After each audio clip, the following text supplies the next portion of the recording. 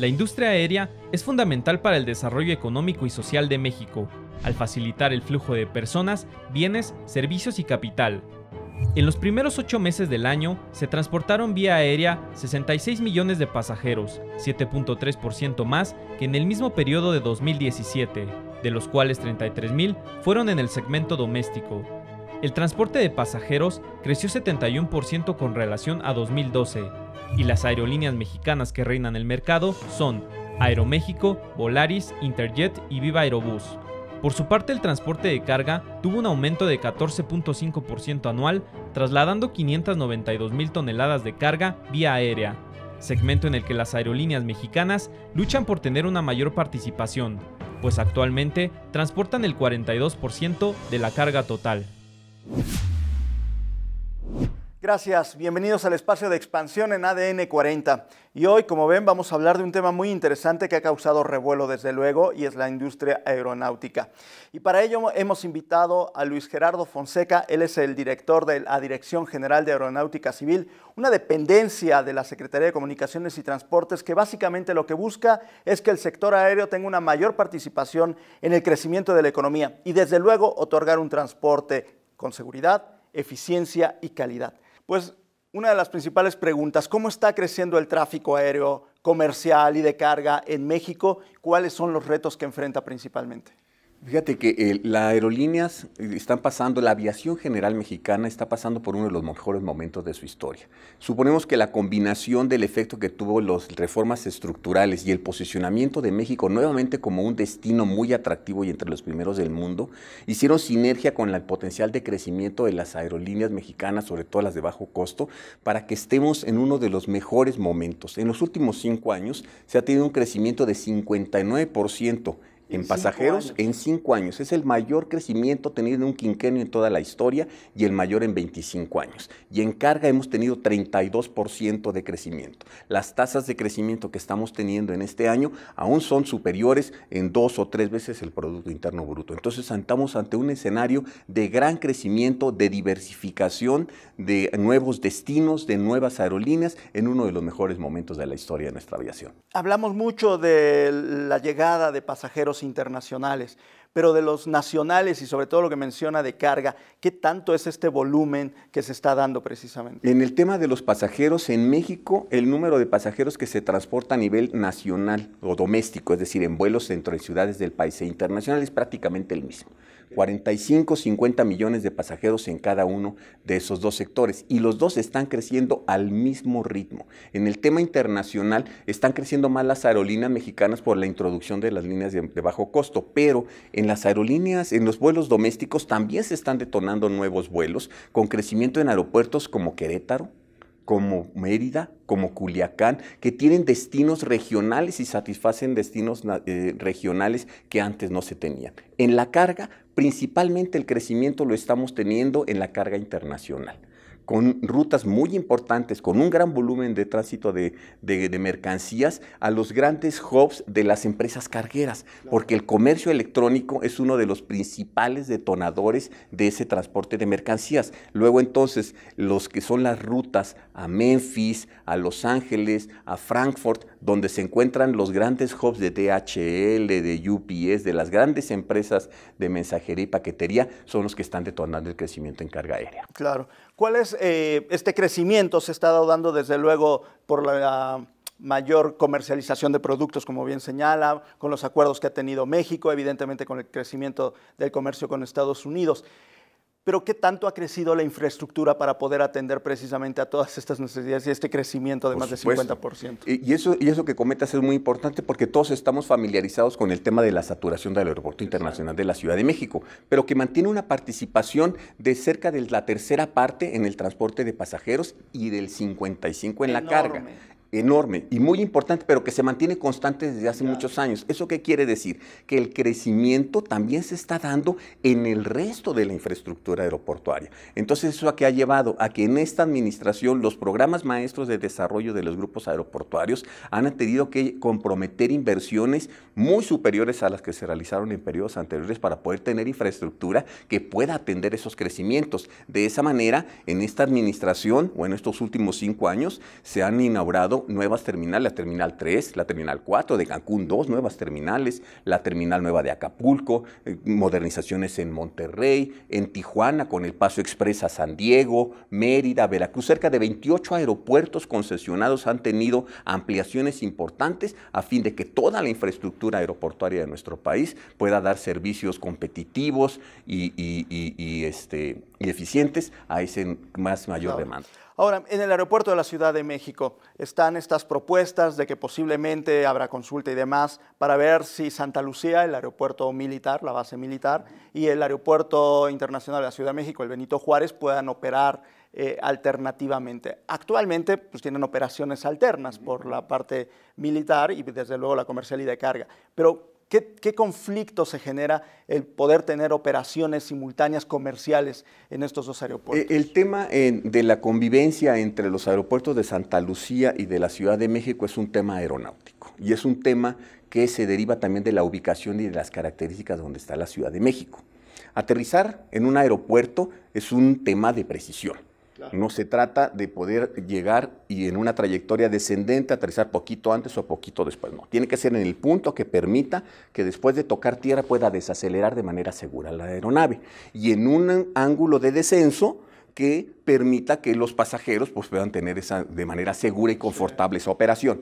Eso te implica que hay una trayectoria y solo una la que podemos tener. La Ciudad de México está en un valle que es como una olla, rodeados de montañas, y lo que implica es que el único paso que hay para llegar hacia el Valle de México es desde el norte por los patrones de viento.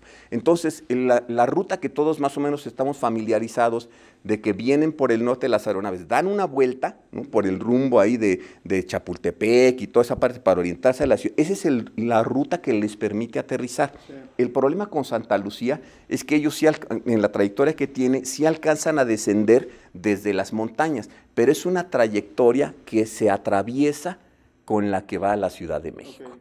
Y a una distancia que son menos de 1000 pies, que son 300 y tantos metros, que es el límite máximo o de seguridad que se establece, porque pueden sonar 300 metros mucho, pero cuando una aeronave se va desplazando a 600, 800 kilómetros por hora, no es nada. ¿Qué es lo que sucede entonces? Que lo que hay que poner es una especie de semáforo, que cuando va a pasar una aeronave a Santa Lucía, hay que esperar que pase, que se disipe la turbulencia que genera en el aire y entonces permitir el paso de otro que vaya a la Ciudad de México. Eso es lo que se tiene que hacer cada vez que sale un avión de Santa Lucía. Entonces, lo que pasa, de mantenerlas de manera simultánea, implicaría una mayor separación entre los aviones para permitir ese cruce seguro y eso llevaría a disminuir el número de operaciones. Y ese es un tema que se tendría que resolver, puesto que en las condiciones actuales implicaría que los dos aeropuertos tendrían el mismo número de operaciones que hoy tenemos y no tendríamos una ganancia. Ese es un tema técnico que tendría que resolver. En esa parte técnica no se resolvería la situación, es decir, los dos aeropuertos estarían saturados de cualquier forma o con menos operaciones. El problema de capacidad no estaría resuelto a menos que se encuentre una solución para ese tema aeronáutico. Ya. En la parte de seguridad, evidentemente si se tienen que reducir las operaciones es por seguridad, ¿no? Podrían chocar los aviones, pero entonces esta ubicación, esta parte técnica, ¿ustedes ya la han visto con el nuevo gobierno, con el próximo gobierno? Los estudios para las dos ubicaciones se han realizado ya desde hace muchos años, cuando se consideraron todas las alternativas, Pachuca, todas las alternativas que en su momento se evaluaron para decidir la ubicación actual en Texcoco. Todos estos análisis, todos estos estudios han sido ya compartidos con el equipo de transición. Y el hecho de también tener a Santa Lucía, ¿qué significaría, por ejemplo, para las aerolíneas? El hecho de tener Ciudad de México y Santa Lucía. Es decir, ¿habría vuelos internacionales de un lado, vuelos nacionales domésticos del otro? Tendría que encontrarse un modelo operativo que permitiera a las aerolíneas no duplicar sus recursos. Porque una de las ventajas que tiene el modelo de hub que se está siguiendo para el desarrollo del nuevo Aeropuerto Internacional de México es precisamente que en una sola terminal, con tiempos de conexión muy rápido, las aerolíneas puedan operar hacia cualquier lado del mundo, concentrando su operación, su personal en una sola instalación. El tener que tener instalaciones en 2 aeropuertos, las aerolíneas han señalado que les implica incrementos de costos y que seguramente pudiese llegar a afectar su Y competitividad. para el pasajero es muy incómodo, es como los aeropuertos de Buenos Aires. Pues tendría que encontrarse el mecanismo para hacer un traslado en caso de que lleve, pues, lo cual llevaría pues, a que efectivamente las rutas, el modelo operativo también es algo que tendría que diseñarse para poder empezar un modelo así de 2 aeropuertos. Claro.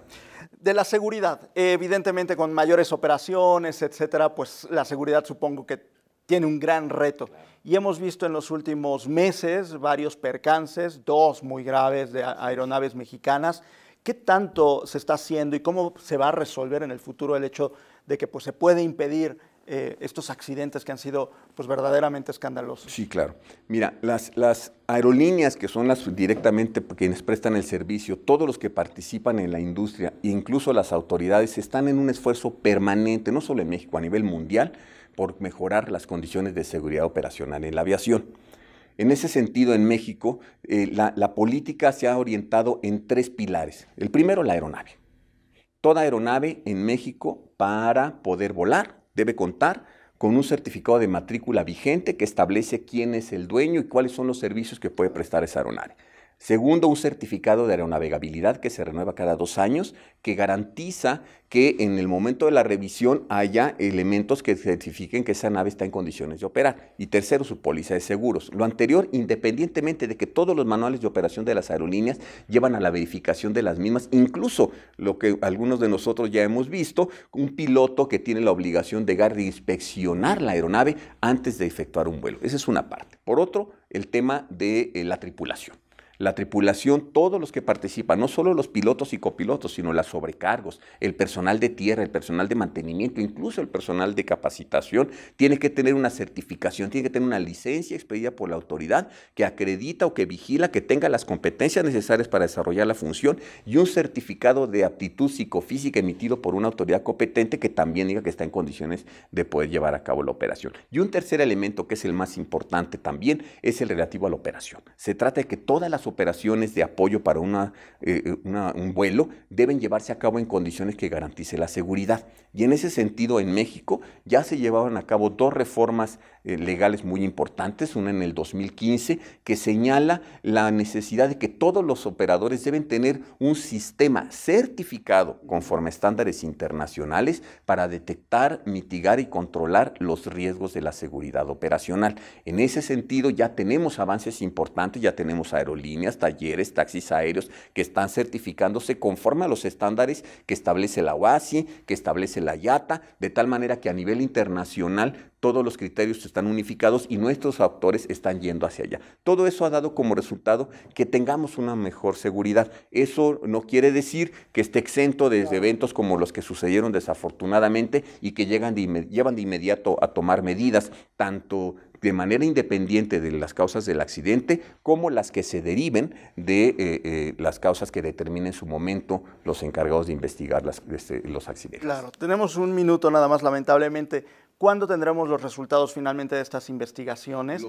Y evidentemente, ¿qué puede hacerse para mejorarlo? Sí, claro. Mira, en el caso del accidente de Durango, se emitió, como ustedes ya conocen, el 5 de septiembre, un informe preliminar de la comisión investigadora. Estamos con el compromiso y trabajando a marchas forzadas de poder llegar a tener un resultado antes de que concluya la administración en noviembre y esperemos así lograrlo. En el caso del accidente de Cuba, tenemos contacto con el Instituto de Aeronáutica Civil cubano, que es quien lleva la investigación. No tenemos determinada todavía una fecha para cuándo vaya a estar el resultado, pero en esos 2 dictámenes, hablando del caso de Durango, que es el que estamos con una fecha más cierta de cuándo podremos tener, va a incluir dentro de sus conclusiones aquellas medidas para evitar que en los sucesivos, si hay factores que contribuyeron a la ocurrencia del accidente, se vuelvan a repetir, porque eso es lo importante en un accidente.